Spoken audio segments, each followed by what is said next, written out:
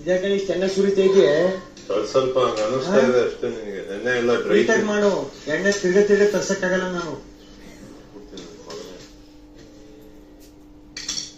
Captainship ಮುಗಿತು ಕಸು.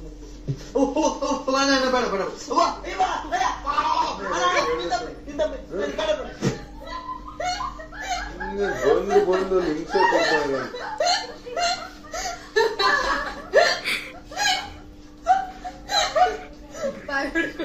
ಕೆಲಸ ಮಾಡ್ತಾ ಇದೀನಿ, ಬಾಯಿ ಮುಚ್ಕೊಂಡು ಇರ್ಬೇಕು.